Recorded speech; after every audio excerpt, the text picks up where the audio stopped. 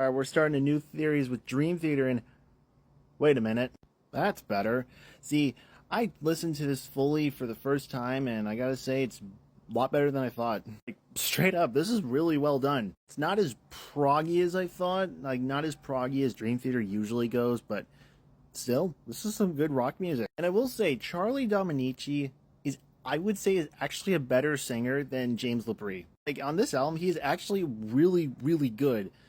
But James LaBrie's kind of, I don't know, he seems to go for theatrics, whereas Charlie here is actually trying to make good quality singing. Also, the synths is mwah. Kevin, I forget your last name, but this is really well done. In my recollection, some of his best keyboarding. It's also like super dynamic with all the dynamics that are going on in this. Like, everyone just feels like they're playing off each other super well. I know they knew each other for like, what was it, 4 years before they released this, but I'm surprised. Solid, good start, Dream Theater. 8 out of 10. I would recommend this for first-time listeners, honestly. That is, I would if it weren't for one album that came right after this. I don't think the sophomore slump is a thing anymore because this exists. Oh my god, they knocked it out of the park with this. Like, in my first one, when Dream and Day Unite, I pointed out how much of a Rush album it sounded like. There's some moments where it still sounds like Rush in this, but you can hear Dream Theater really leaning into their own sound in this. And I praised the bass work in When Dream and Day Unite. I'm praising the guitar work. Like, this is John Petrucci's magnum opus right here. This is some of his best guitar work I've heard from him. And I just have to say it.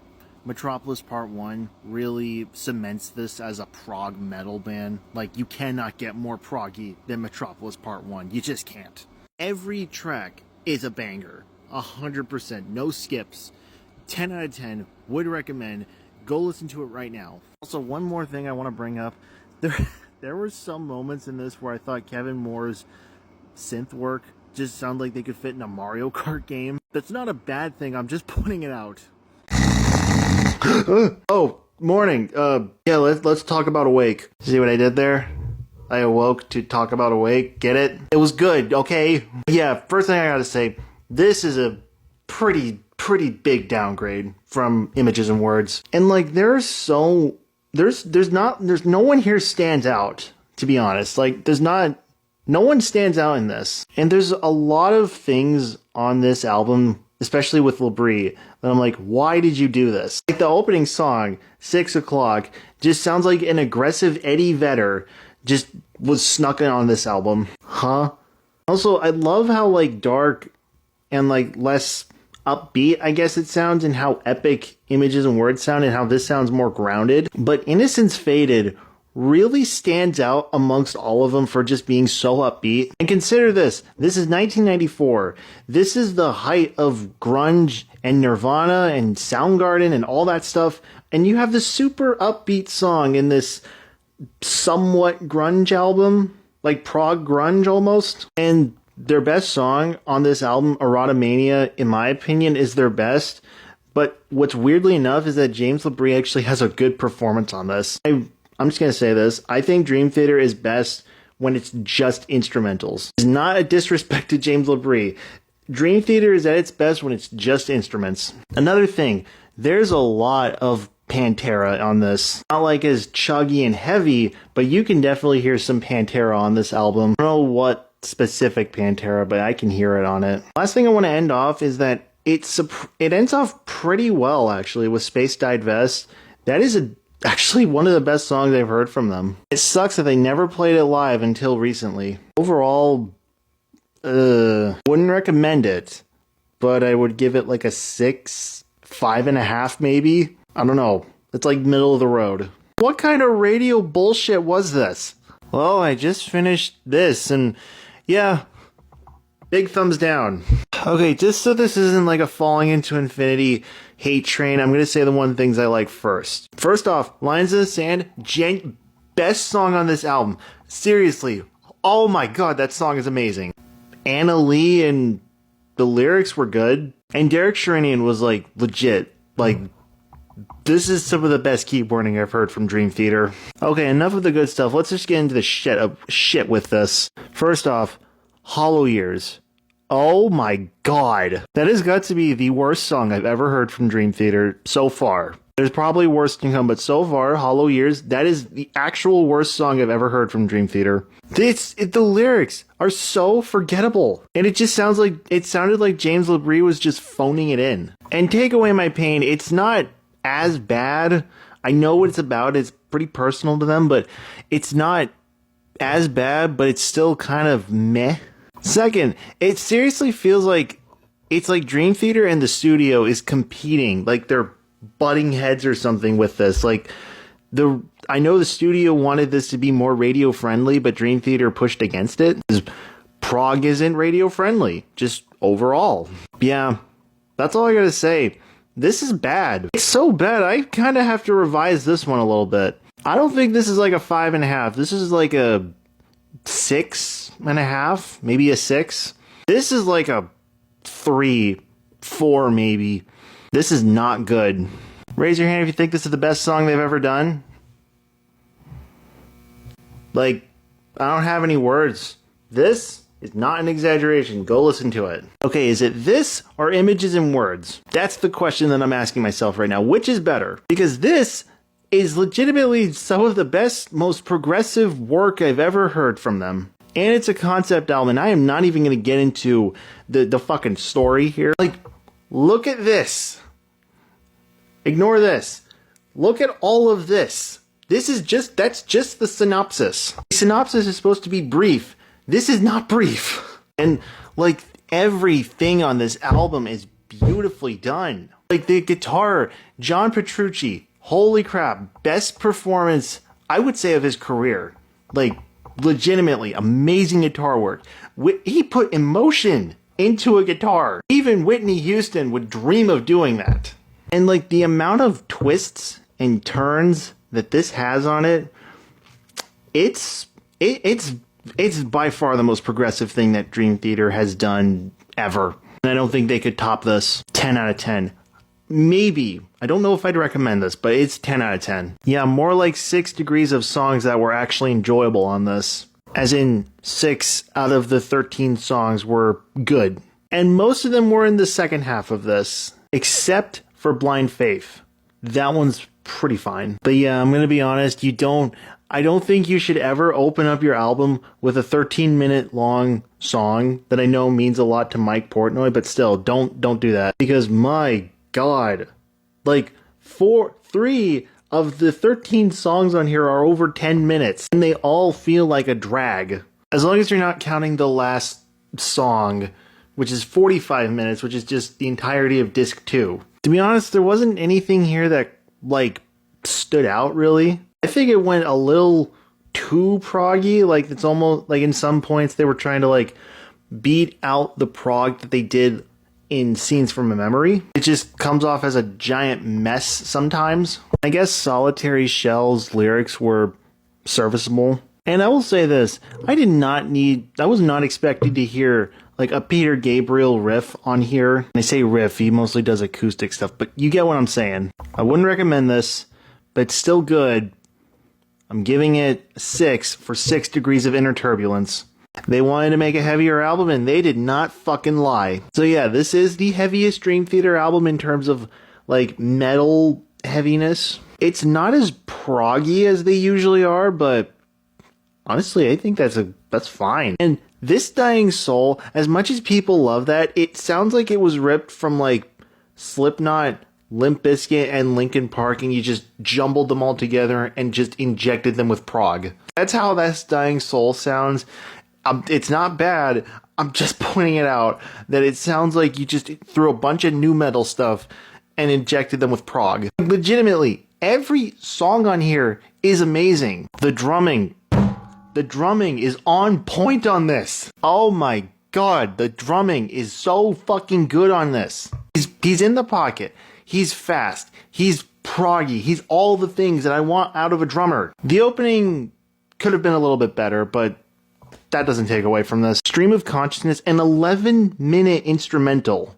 That is impressive. I am giving this a 9. Like if on and in the name of God, I have to point out is, in my opinion, aside from Octavarium, is the best closer for any Dream Theater record, and that bumped it up 2 spots. I was gonna give it a 7, but that one song just bumped it up a bit to a 9. And the fact that there are people that think this is bad or this isn't as good as everyone says it is, they're lying. This is amazing.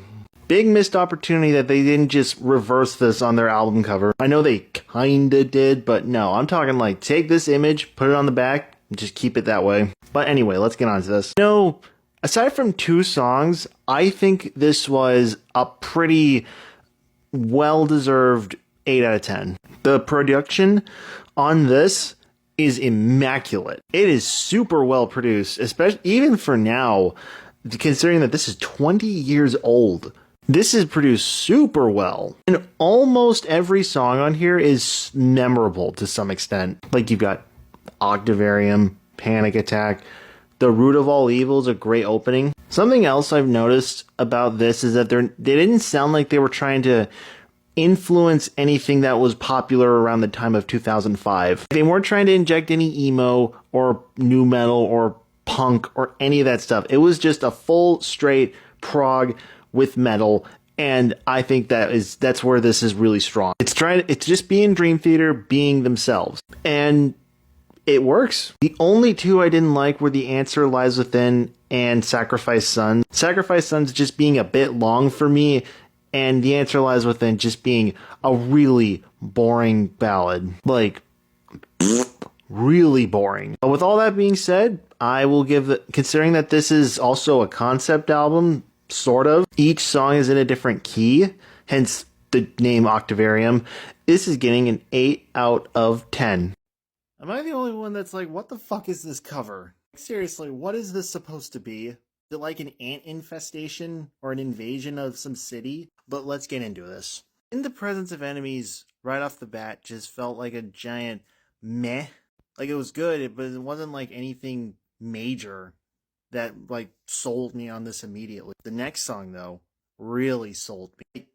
Forsaken just sounds like you just took it from Images and Words and just threw it onto here, and it's so good. And just inject some late 2000s rock and metalcore and prog, and boom, and now I'm sold. It does sound like they are leaning into that like influential stuff, but in a good way. Like I can definitely hear the late 2000s creeping up on them in this, and some metalcore even. Like straight up, some Asking Alexandria and Lamb of God. I know they're not metalcore, but you get what I'm saying. Just straight up. And it's good. It's really well done. That opening riff to The Dark Eternal Night, mwah. That is how you do groovy prog. Not the Awake stuff. That is how you do it. Prophets of War with that like spacey Pink Floydy sound with some Dream Theater in it. That's amazing. And the closer, In the Presence of Enemies Part 2. Oh my God, what a closer that was. Like you started off somewhat weak with Part 1, and then Part 2, you really amped it up. Holy crap. Evil, dark, brooding. It's amazing. Like I am genuinely shocked of how much I love this. Where has this been my whole life? I'm struggling to know if it's 8 or 9. I think it's an 8. I think it's an 8. There are some songs on here that were just kind of whatever.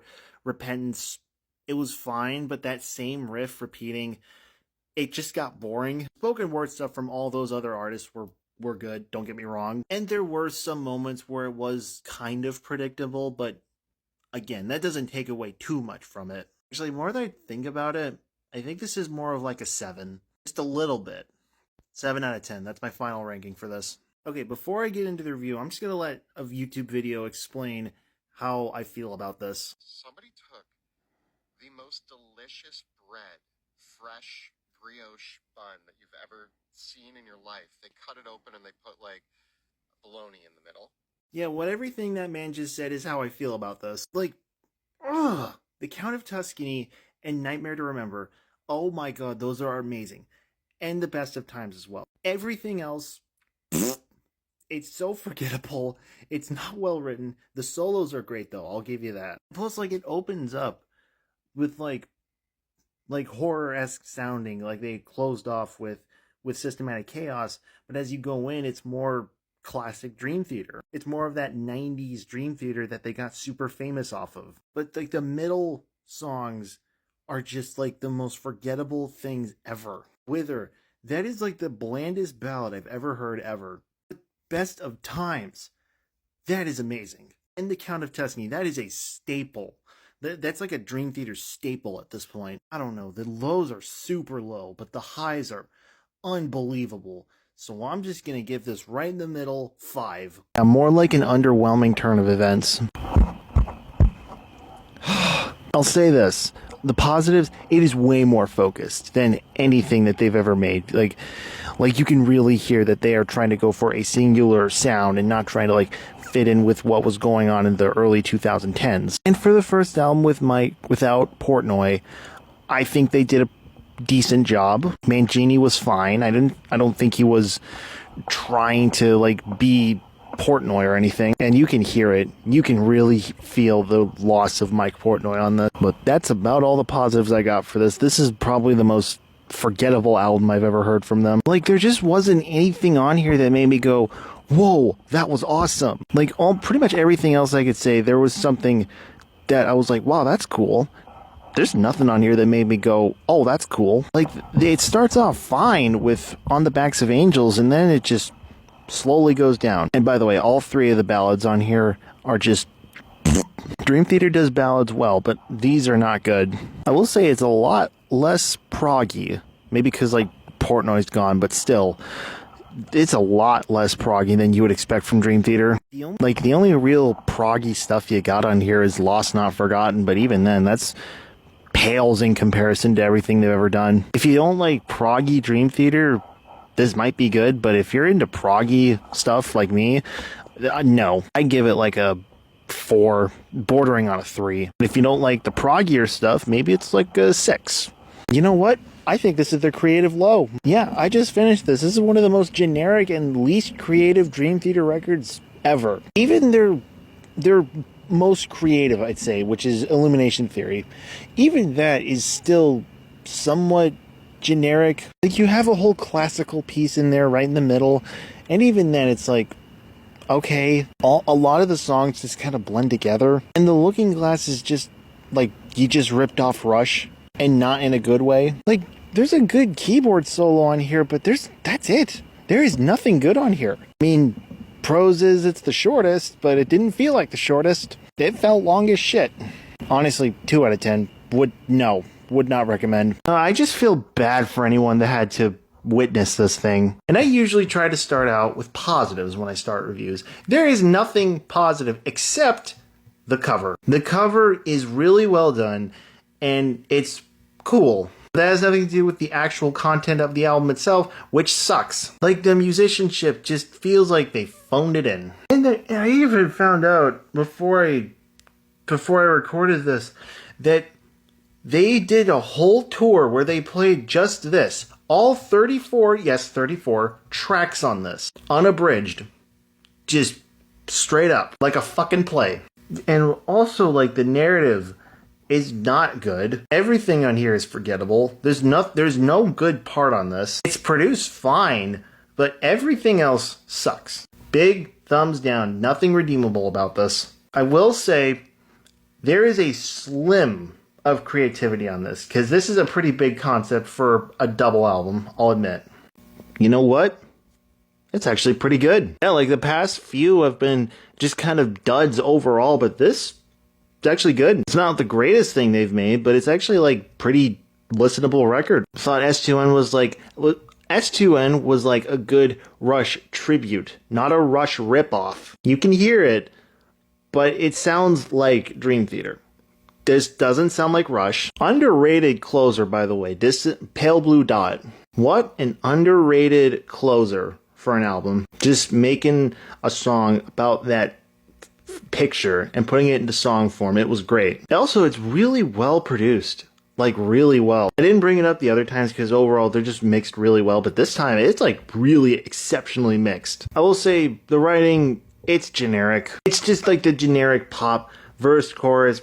It's just that. The lyrics, they're serviceable. They're nothing crazy. And the performances, Petrucci, great. Like, great performances on here from him. But overall, it's really well done, especially considering what came before. I would probably give this like a 6, 7 maybe. That's that good. Go listen to it. You know, for Mangini's last record, he goes out pretty strong. And I gotta point out one thing immediately with this. You can hear, it's not quite there, but you can hear the soul of Dream Theater coming back into this. Like lyrically, they're getting a lot more creative and more progressive in their music like they were. You can hear it, but they're not quite going all the way in. It's almost like Mike had infiltrated the studio and was like, hey, do these, and these. Or the studio just got sick and tired of their radio prog crap. And some of these tracks, too, are like harkening back to that 90s Dream Theater sound that they got famous off of. You know, it's like if they were here the rest of their career, I think it would have been fine. But I think it's serviceable. Great performance. I'm sure some of these sounded great live, too, but I'll give it like a 7. Also, great, best cover they ever did, by the way, in terms of this. Great cover. I just got off the shitter. This is the best thing I've heard from them since fucking Scenes from Memory. And this is how you do dark Dream Theater. You don't do it with Awake. And I mentioned last time that you can hear them, you can hear their progginess come back into the fold. Here, it's full on. You can hear it. Like, the opening to the last song is like full prog. Everything here has some kind of progressive elements, and it brought back Dream Theater to what they are. Not this radio crap that they were trying to push out. And I don't want to just say that Mike Portnoy saved them with this, because with A View from the Top of the World, it's good. And it's really good. And I'm pretty sure if they went forward with that forever, would have been fine. The soul is back, and Petrucci, Mayung, Rudess, Portnoy, Labrie, all of them are playing at their damn best in a good long while, I should say. You gotta listen to this. Even if you don't like Dream Theater, give it a shot. 9 out of 10. It is that good.